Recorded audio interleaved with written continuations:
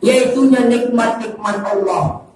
Kalau ia bisa menghitung nikmat Allah, coba hitung nikmat yang diberi Allah Subhanahu wa taala dari awal ia sampai sekarang dulu.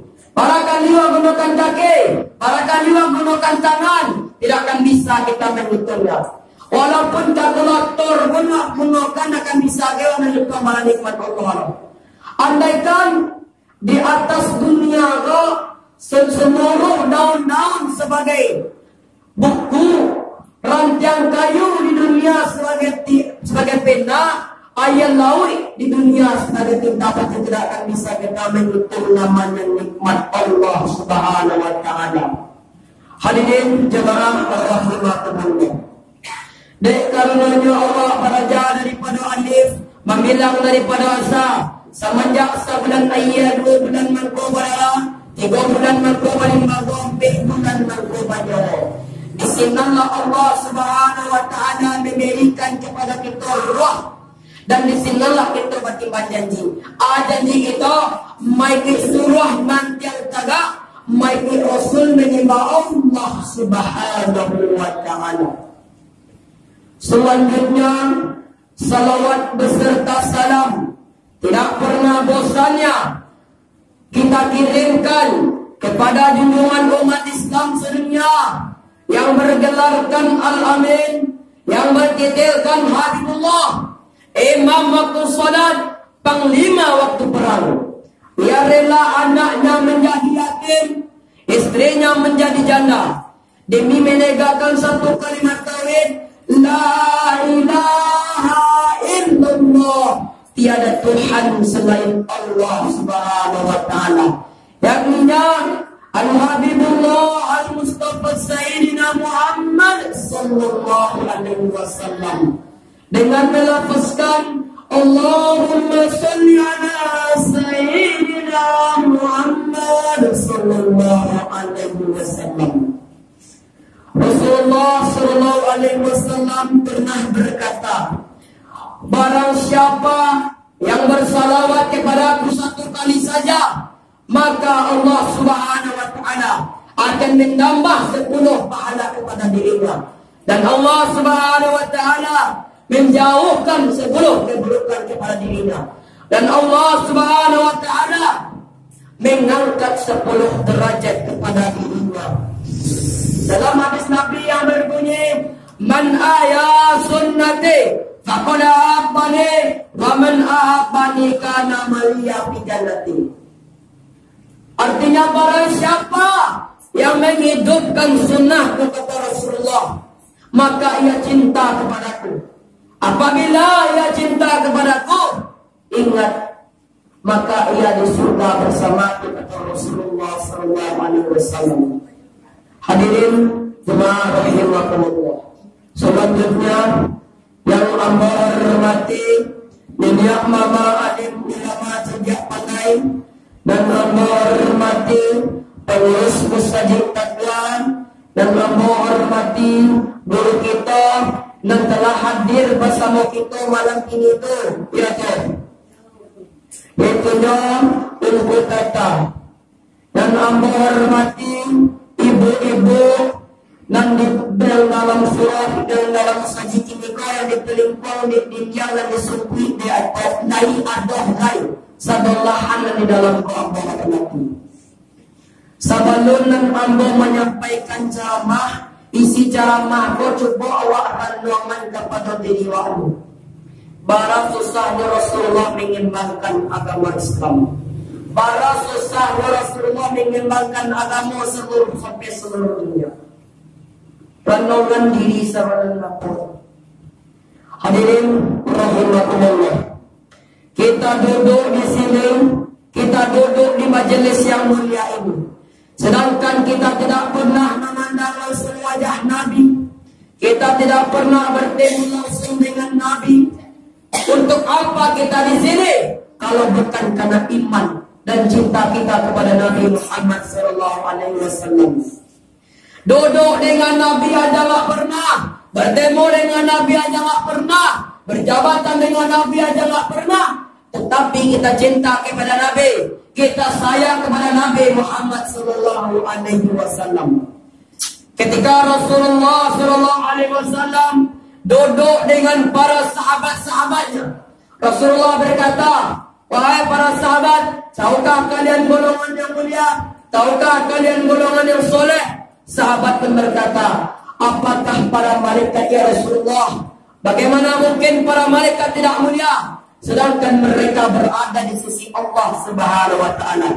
Ada lagi yang mulia, apakah para nabi dan rasul ya Rasulullah? Bagaimana mungkin para nabi dan rasul tidak mulia, sedangkan Allah Subhanahu wa taala memberikan mereka wahyu? Ada lagi yang mulia, apakah kami ya Rasulullah? Bagaimana mungkin kalian para sahabat tidak mulia, sedangkan aku berada di sisi kalian," kata Rasulullah sallallahu alaihi wasallam.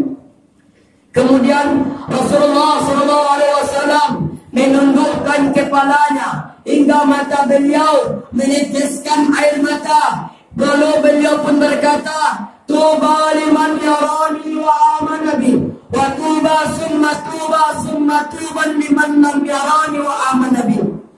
Sungguh beruntung orang-orang yang beriman kepada aku macam Nabi. Sungguh beruntung, sungguh beruntung, sungguh beruntung. Sungguh mulia, sungguh mulia, sungguh mulia.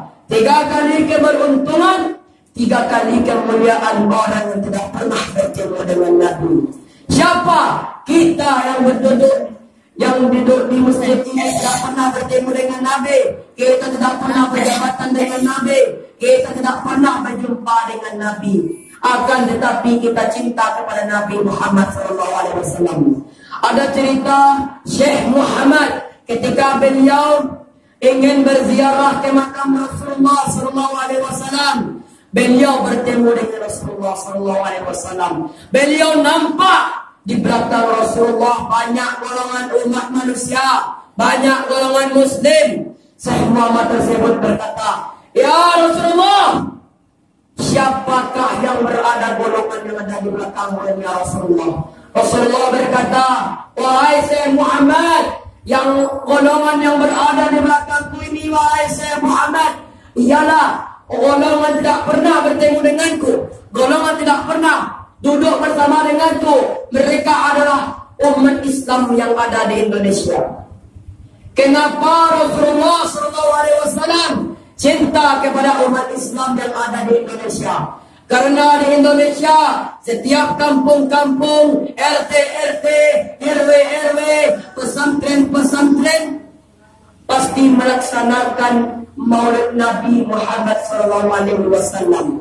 Karena itu Nabi Muhammad SAW cinta kepada kita yang umat Islam yang ada di Indonesia. Dalam firman Allah Subhanahu wa taala yang berbunyi, "Na'udzu billahi minasyaitonir rajim. Bismillahirrahmanirrahim. Laqad ja'akum rasulun min anfusikum azizun 'alaihi ma 'anittum harisun 'alaikum bil mu'minina raufur rahim." Hai sekalian umat manusia, yang tua, yang muda, yang kaya, dari pejabat sampai rakyat, ulama sampai umat. Hai sekalian umat, laqad ja'akum, telah sampai kepada kalian, telah datang kepada kalian rasulun, utusan Allah, min anfusikum, dari golongan kalian manusia, azizun 'alaihi ma 'anittum, sungguh berat penderitaan yang beliau alami, sungguh berat kesusahan yang beliau alami. Sebelum kalian susah, beliau juga yang susah. Sebelum kita menderita, beliau juga yang menderita. Sebelum kita berdarah, beliau duluan yang berdarah. Azizun 'alaihi ma 'anittum harisun 'alaikum. Beliau jaga kita, akidah kita, syariat kita, solat kita, agar kita tidak menyimpang, agar kita tidak sesat, agar kita tetap di jalannya Allah Subhanahu wa taala. Beliau pun rela 3 hari 3 malam beliau tidak makan. Beliau kelaparan bukan untuk anaknya, beliau kelaparan bukan untuk istrinya, tetapi beliau kelaparan demi kita sebagai umat, demi kita sebagai umat, bagaimana umatnya yang berada di akhir zaman kata Rasulullah.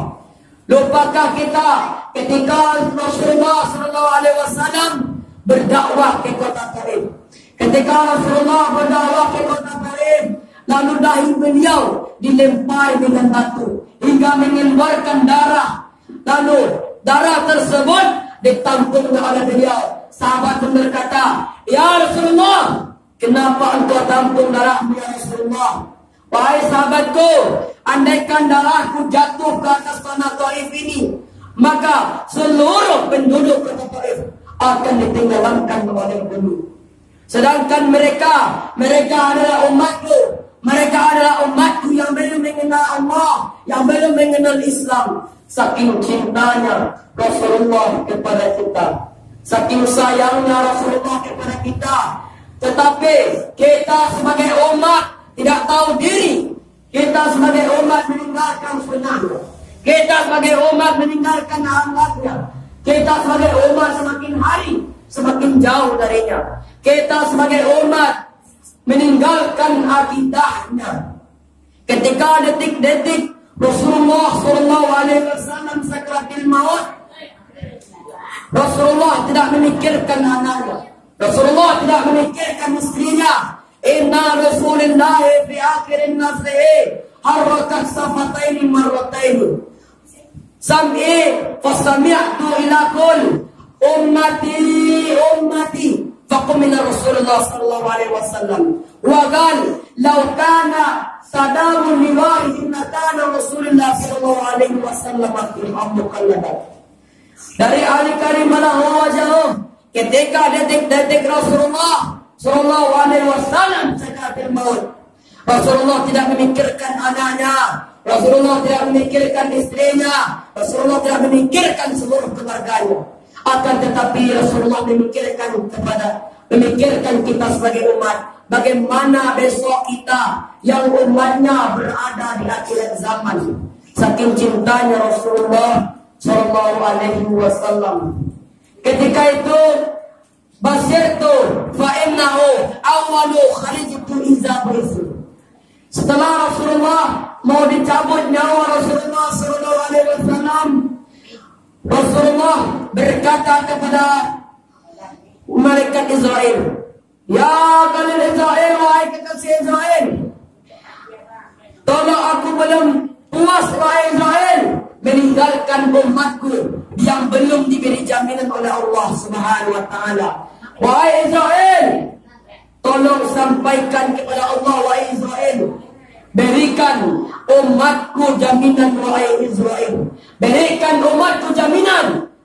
Pergilah Israel kepada Allah, "Ya Allah, kekasihmu Muhammad ya Allah meminta jaminan kepada umatnya. Wahai Israel, sampaikan kepada kekasihku Muhammad, aman itu akan aku berikan jaminan kepada umatnya, wahai Israel." Setelah itu kemudian ditarik lagi nyawa Rasulullah. Rasulullah berkata, "Wahai Israel, ya kekasih Israel, wahai kekasih Israel, apakah kayak gini rasa sakitnya mati, wahai Israel?" "Ya Rasulullah, emang kayak gini rasa sakitnya mati ya Rasulullah." "Wahai Israel, pedihnya mati, sakitnya mati, tolong salurkan kepada wahai Israel, maka umatku tidak akan kuat, wahai Israel, umatku tidak akan kuat merasa pedihnya kematian." Saking cintanya wahai Rasulullah kepada kita, semakin sayangnya Rasulullah kepada kita. Andaikan tidak dimintanya oleh Rasulullah sakit mati, pasti yang kita berada di sini sekarang ini, yang hidup di sini, tidak akan kuat rasa pedihnya mati. Rasulullah ketika mati, dia tidak memikirkan seluruh keluarganya. Dia rela demi kita sebagai umat. Apakah kita sebagai umat telah mengorbankan kaki kita untuk melangkah yang diridhoi oleh Nabi? Sudah mengorbankan tangan kita untuk memberi makan golongan orang yang diridhoi oleh Nabi? Sudahkah mata kita mengorbankan mata kita untuk melihat golongan yang dicintai oleh Nabi? Sudahkah mengorbankan bibir kita untuk menyiarkan agama Nabi Muhammad SAW? Kelak yaumil qiyamah, ketika para nabi dan rasul berkata, "Nafsihi, nafsihi," diriku sendiri, jiwaku sendiri, aku tak bisa tolong kalian, kata Nabi Muhammad. Ketika kata Nabi dan Rasul kepada berkiamat. Lalu siapa nama kita? Yaitu Rasulullah. Rasulullah berdoa kepada Allah, ya Allah, aku tidak minta jaminan kepada umatku, ya Allah. Aku tidak minta jaminan, ya Allah. Aku tidak minta jaminan kepada keluargaku, ya Allah. Aku tidak minta jaminan kepada Fatimah. Walau Hamzah, aku tidak minta pengampunan kepada Fatimah dan Hamzah, ya Allah. Tapi aku minta jaminan, ya Allah, untuk umatku, ya Allah. Untuk umatku, ya Allah. Saking cintanya Rasulullah kepada kita, saking sayangnya Rasulullah kepada kita. Tetapi banyak sebagian umat muslim, umat yang hidup di akhirat zaman, tidak mau bersalawat kepada Nabi. Sedangkan mengorbankan bibir untuk bersalawat sebalik. Tetapi nang balagu murah deh. Balagu DJ murah deh. Ketika menantunkan salawat Allahumma sholli ala sayyidina Muhammad, susah bagi bibirnya untuk melantunkan salawat Nabi. Orang yang tak pernah salawat kepada Nabi, dia tidak akan dikakui oleh umat Nabi. Walaupun di kelak yaumil qiyamah, ya Nabi, ya Rasulullah, aku umat kau ya Rasulullah. Apa kata Nabi? Tidak. Semenjak engkau di atas dunia, semenjak kau hidup, kau tidak pernah bersalawat kepadaku. Mendengar nama aku aja kau tidak pernah bersalawat kepadaku, kata Nabi Muhammad SAW. Baik, hanya itu yang dapat saya sampaikan. Kalau ada salah atau kurang, saya mohon maaf. Dan saya akhiri, Allahumma fiqila aqwa min tariq. Assalamualaikum warahmatullahi